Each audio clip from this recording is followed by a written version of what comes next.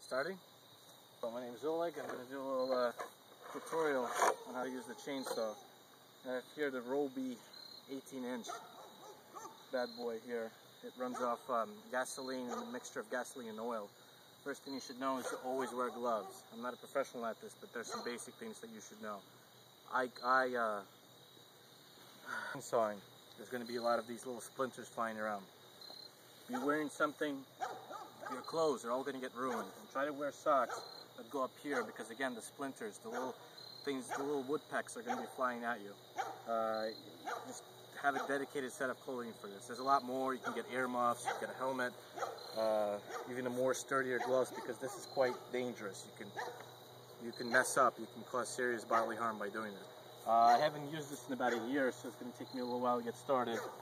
With something like this, it's good that it comes with a chain brake, which means that this has to be switched off in order for it to run. Basic switch. You just need to get it started. It's going to get really loud. Let me see. How do I do this? Set ignition switch to run. Okay, make sure chain brake is disengaged, pull back. Okay, so it's turned on. Fully press and release primer bulb. I already did that. Pull choke lever all the way out. This sets the throttle. Above 50, pull start a few times. Yeah, that's it. Yeah. Put my foot here.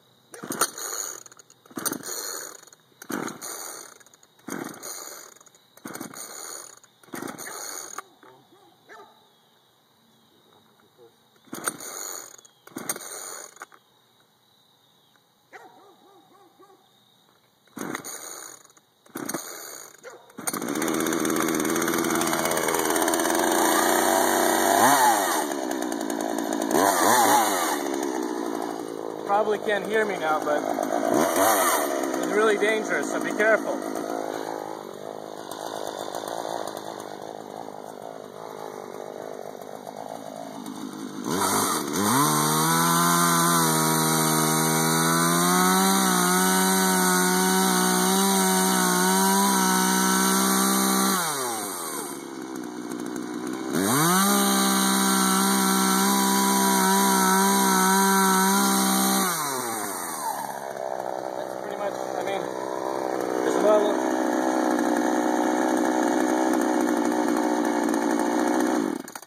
There's a lot of little things that you should be aware of.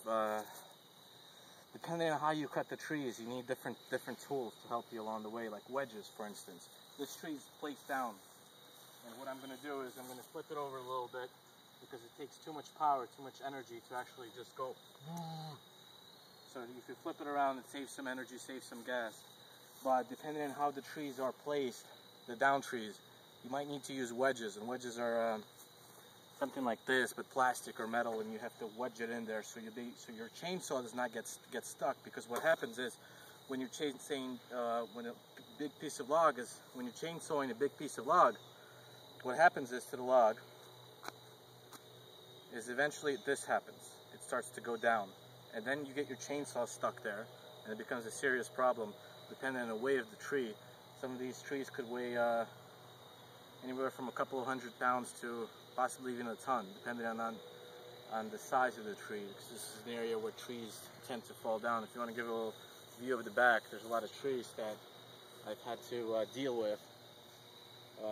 Today we're just going to be doing a small project. We're going to be chainsawing that tree over there because it's not fully down, but the branches of the tree are digging into the soil, and if it's still partially alive, the branches are going to be growing into the ground, and it's just going to be a mess.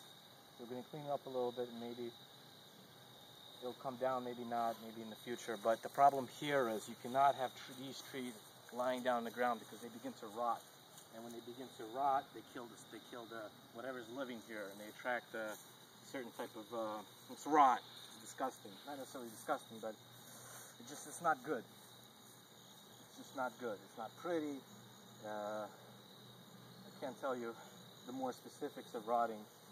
I hope that you assume rot is bad, because it is.